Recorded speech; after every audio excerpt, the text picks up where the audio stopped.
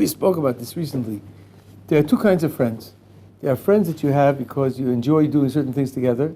There are my political discussion friends, and there are my weightlifting friends, and there are my museum friends.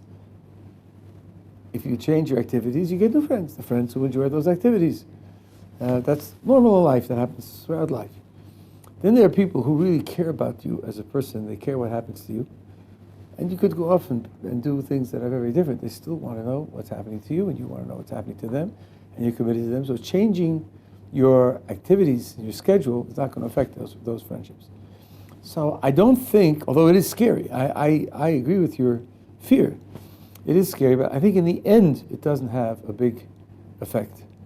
Because either the people who you are friendly with now, you're friendly with because of certain types of activities. When you move to other activities, you'll pick up friends who are involved in those activities. And if they're really committed friendships, then it won't matter. It won't bother. So, as I say, although it is scary, I don't think in the end there's much to worry about. But I think you're making the right move. I can guarantee you 5 years from now or 10 years from now, when you look back, you'll say, boy, I made the right move. Because later on, your ability to give and that people will appreciate what you have to give. The more you know, the more you've seen, the more you've experienced, you'll have a much richer product. Now's the time to invest in yourself. You're at an age where what you should be doing is investing in yourself. Thank you. I have two questions. So one's more on Emana, yeah? When these rocket attacks come, should we run to the shelter, or should we just stay and do what we're doing? Because if you're gonna be killed, you're gonna be killed. If God wants you to stay alive, you're gonna stay alive. If He wants you to die, you're gonna die. Either way. That's a mistake. Why is that? That's a classic mistake. Why? Because when you say, if God wants you to be alive, then you'll be alive. If God wants you dead, you'll be dead. What you're leaving out is, why might He want you to be alive? And why might He want you to be dead? And it might just be that He wants that if you go to the shelter, you'll be alive, and if you don't go to the shelter, you'll be dead. When you say, if He wants to be alive, I'll be alive. If He wants to be dead, I'll be dead, you're assuming that one or the other is absolute without condition, depending upon nothing. That's not an assumption that's fair to make. God is committed much of the time to the world appearing natural. So, if a person has a disease and he knows there's a medical cure, God's will for that person very often is, if he will take the cure, he'll stay alive, and if he will not take the cure, he will die. Well, let me push it really far. I'm quoting on the Chovos HaLevavos. Someone buys me a steak, cooks it for me, puts it on a plate, cuts it up into pieces, puts a piece on a fork, and sticks the fork in my mouth. Should I take the steak in my mouth, chew it, and swallow it? Should I eat? Well, but if God wants me to be alive, I'll be alive even without eating. And if He wants me to be dead, I can't fight with God. Eating won't help. I'll be dead either way. It's different. So you say. Now let's go. The Chovos HaLevavos moves it step by step. He brings the steak to my house, puts it on the plate, and doesn't cut it up. Shall I cut it up, put it on the fork, put it in my mouth, chew it, and eat it? Okay, he brings it raw. Shall I cook it, cut it up, put it on the fork, put it in my mouth, chew it, and eat it? He gives me money. Shall I go to the store, buy the steak, bring it home, cook it, put it on the plate, cut it up, put it on the fork, put it in my mouth, chew it, and eat it? People will say probably yes up to there.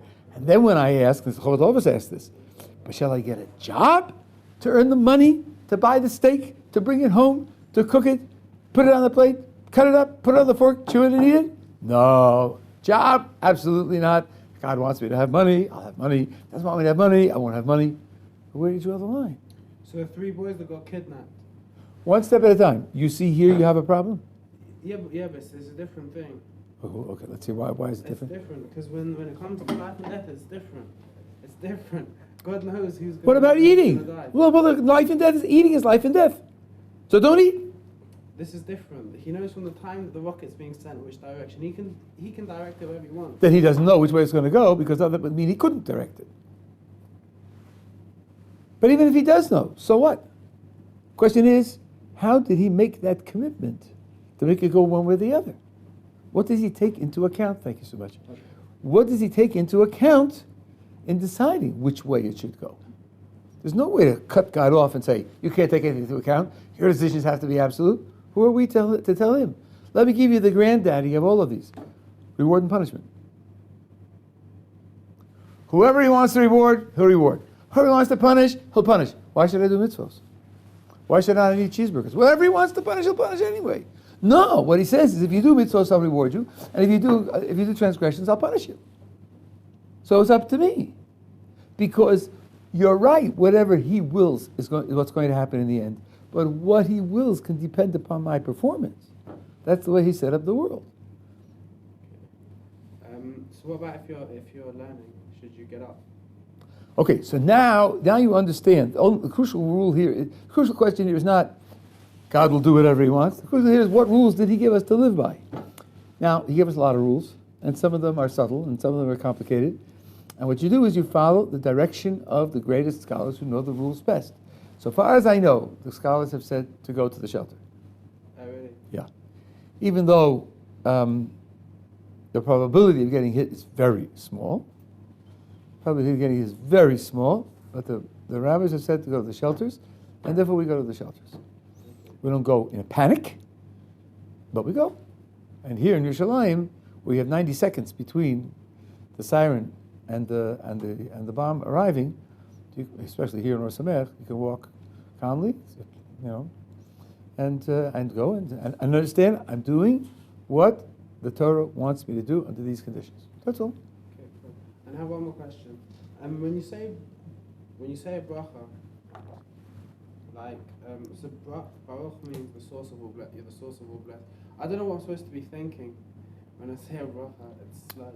Okay, the truth is that the language of the prayers, the blessings, is very, very deep. So as you go through life, you'll learn more and more. It isn't as if there's a simple formula, and this is what you should be thinking. When you have that in hand, you just think it over and over again. There's I would say, almost endless depth and one of the reasons is that almost all of the prayers are quotations from the Tanakh, from the Hebrew Bible. So that means they're words that were dictated and or inspired by God. So there's endless depth there. And there are many books that give English, not only translations, but descriptions and more depth as to what the words mean. And that process of picking up depth is endless. So I can't tell you, this is what you have in mind. I give you a short formula, take that down, and you're finished for the rest of your life in terms of investigating prayer. It's not like that. Yes, Baruch as source of all blessing is one important idea, and if you already know that idea, it's a good idea to focus on that. And then each word has lots and lots of content. On my website, there's a series of shiurim where I go through the whole Shemona Esrei, word for word by word. What's your website? My name, davidgottlieb.com. Okay. So you can just listen to 5 minutes of that, take the idea, put it in your mind, use that, and listen to another 5 minutes. Is it a praise? Are you praising Hashem? The silent prayer is divided into 3 pieces. The first is praise. The first 3 blessings are praise. Then there's a whole middle section where we're asking for things. Yeah. And then at the end, basically what you have is an expression of thanksgiving to God, saying thank you. Though there are other things as well, but that's the way it's basically set up. Praise and petition and thanksgiving. When we say Baruch Atah Hashem, because I know one of the is you will be. Like, The name of Hashem. Yeah, that's what you think about, like. Yes, that's one thing you could think about, past, present, and future. And then one name is His mighty strength. Right. But is that part of praise? Are we praising Hashem when we say that end Baruch Atah Hashem, and the next few? Is that praise? That's praise. That's praise. It's all praise. So when we're saying that, we should be just thinking of. Well, I think if you're thinking of what it says, and what it says is a little bit about how God relates to the world, and then in particular how He relates to us.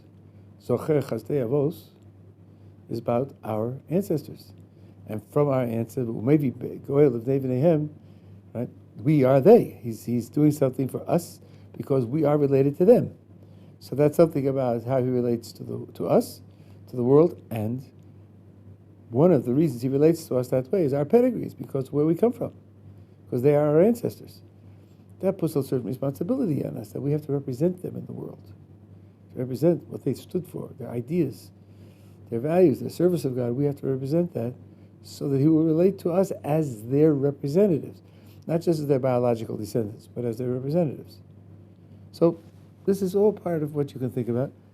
I wouldn't get compulsive about this. Set aside an amount of time that's reasonable to daven, and pray for those minutes, and then close the book and say, okay, I did it for today. And from time to time, you'll pick up new ideas. If you want to remind yourself what the new idea is, you can write in the siddur. It's perfectly appropriate to write in the siddur. Nothing wrong with it whatsoever. And write the ideas in, and then they'll become fluent. They'll become part of your natural thinking. All that is reasonable. You're welcome. Yeah. It doesn't sound like a deep question, but what I'm asking is potentially not in an ego way, but the reason why I'm asking is a deep feeling that I have. What's the point of praying to someone who is perfection, who you're never going to reach? The core idea of prayer is asking him for things. The fact that he's perfection makes him the right address to go to ask. He has the power to give. He cares. He created the world as an act of love, wanting to give to us. Who else would you ask? If you want a Porsche, ask a local Porsche dealer. He'll say, okay, give me $72,000 and I'll give you a Porsche. Ask God.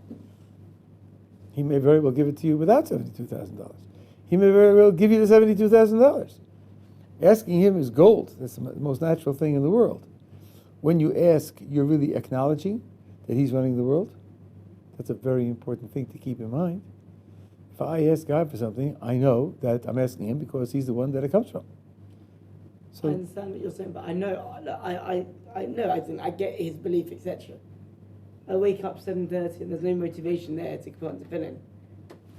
Okay, but that has nothing to do with he's perfect and I'll never be perfect. That's not a reason that you ask.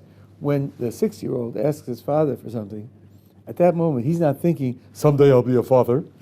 He's thinking, my dad has the ability to give this to me, and I want or need this thing, so he's the one I'm asking. That's the spirit in which you ask. The fact that I'm never going to be perfect is not a reason for me not to ask the one who is perfect for the things that I need. Now, motivation, well, welcome to the club. Nobody is always motivated to do the right thing. People get tired, people get bored, people have distractions, people are worried about various things. So everybody fights the motivation battle one way or another. And sometimes there are techniques. And sometimes you say that I haven't got it. I just haven't got it. I'll give you a good analogy.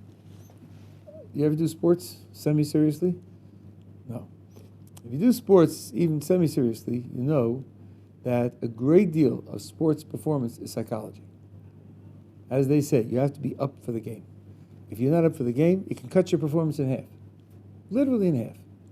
One of the things that coaches do is that they work on their players' psychology. So when you know that your abilities are to a great extent psychological, then you try to work on your psychology to enable you to have more motivation. Now, one way to do that is to read biographies, sometimes biographies of great people, but there's a problem with biographies of great people because he's a great person. I'm not a great person. So he did those amazing things. Okay, there's nothing to do with me because I'm not like him. I'm not at his level. So you read biographies of people who started out on a very average level and never became the leaders of the generation, never became great scholars, but who lived very courageous lives, very dedicated lives. And you think, that person's more in my ballpark. He's closer to me, where I come from, in my reality. And look what he was able to accomplish. So maybe I could do a little better. A number of books like that. One wonderful book is Lieutenant Birnbaum, about Meyer Birnbaum, who was a lieutenant in the United States Army during the Second World War when they liberated Europe, and what he did as a soldier, and what he did as a liberating the camps, and what he did in the camps afterwards, how he grew up.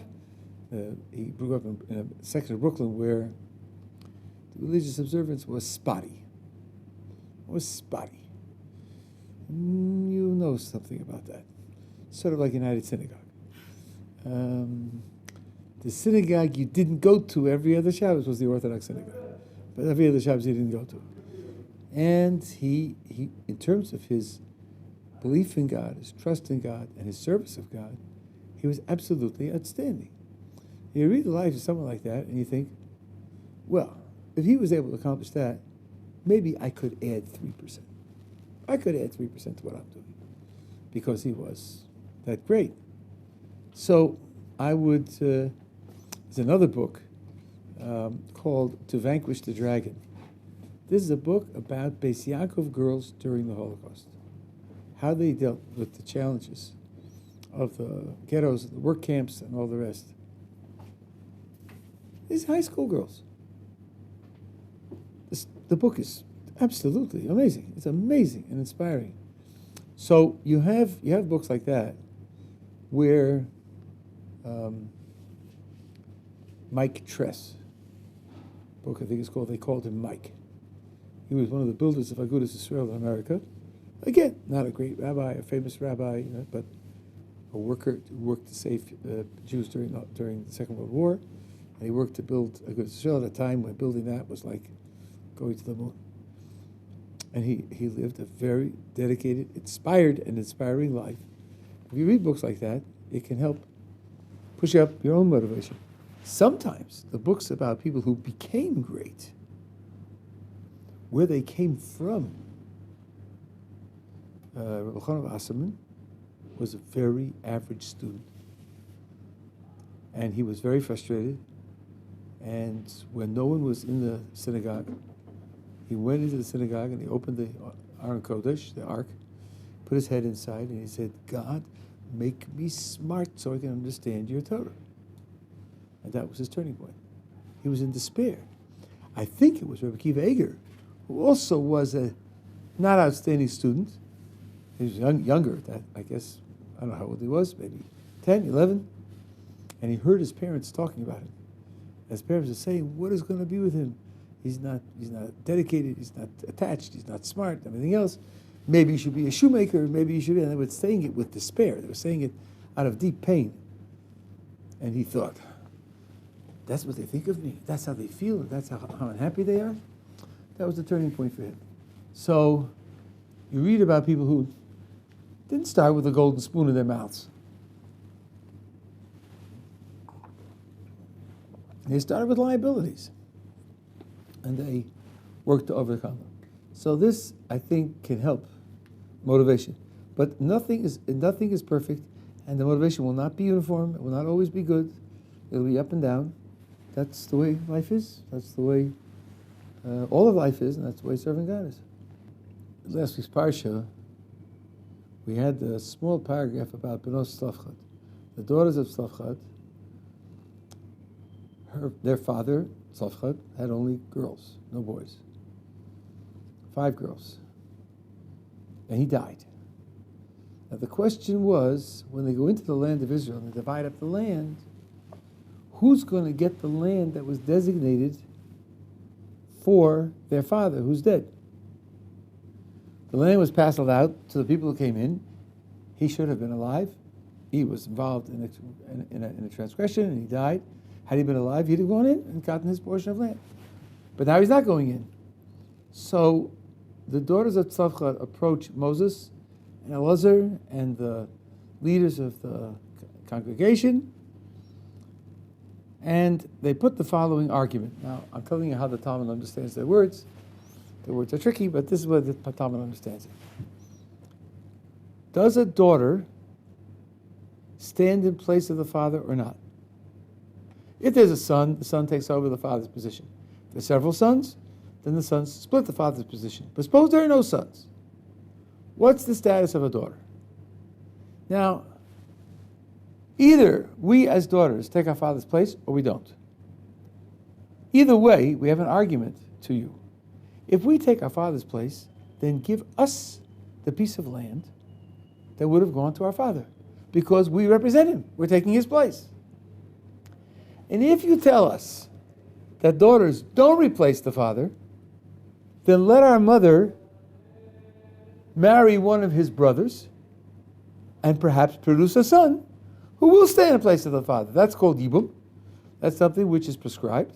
When a man dies without children, as it turns out in the end, that the wife preferably marries one of the brothers to provide a son who can carry the father's name in the world. So they said to Moses, one or the other. Either let us have the land because we replace our father, or if we don't, then let our mother marry one of the brothers to try to produce a son who will replace our father.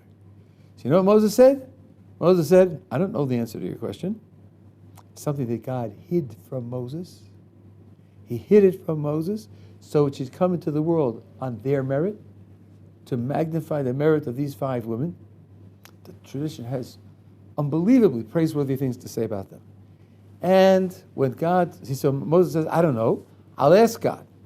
So he asks God, and God says about them, famous words, Kain benos Tzafchad dovros. The daughters of Tzafchad speak well. They speak rightly. They speak truly. And the Talmud says, happy is the person whom the Creator confirms his words, like the Creator confirmed their words. And do you know what the answer is? They have an either-or argument. The answer is that a daughter does carry the father's identity in the world, and therefore they get the land. And they did, in fact, get the land. So that may be a little bit surprising, that a daughter can carry her father's identity when there are no sons. But it can be, and it is so. And therefore, the daughter inherits the father if there are no sons. And this then has one further implication for us. I mean, this doesn't happen to us very often, and we don't do Yibum anymore for various reasons. But what it means is that when a person dies, his children can take over parts of his soul that need to be in the world and represent that parent in the world. Because the only reason to Yibum is that there are no children. But if there are children, then the children take over that position. They take over that identity. And that means that when a parent dies, one of the things that children are instructed is think about your parent.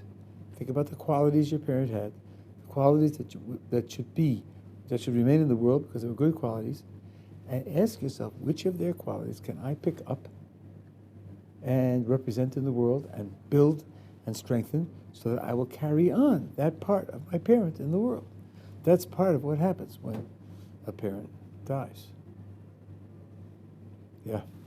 The story about this does not contradict the concept that the Torah was given before the world. The Torah is actually, this is saying that God looked at the Torah and created the world, right? And then you have a story that actually says that Moses didn't know something, or that something... But he didn't know it. God created the world, and in fact, just as the Torah says he didn't know it, he didn't know it. Why does that contradict the idea? I don't know. Unless you're thinking that at Sinai, Moses got the whole Torah, so he should know beforehand what the thing is that he didn't know. Yeah. If that's what you're thinking, but that's not correct.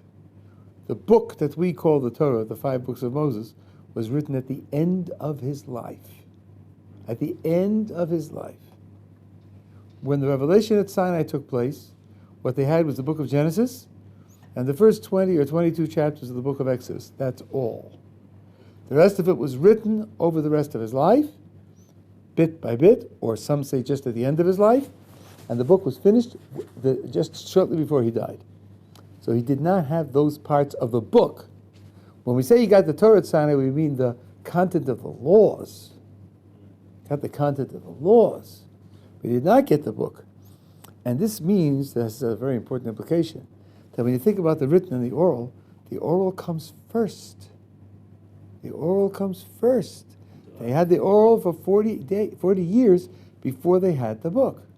Not only to us, Moses didn't have the book either. Moses didn't have the book either. Because otherwise, just as you say, it would be absurd. He'd know beforehand what he didn't know. But it's not true. He didn't have the book. Yeah, from God's perspective, God did have the Torah the whole time. But Moses didn't have it, so what's the problem? In the book is written the fact that Moses won't know. And he didn't know. Came out true, just as it's written.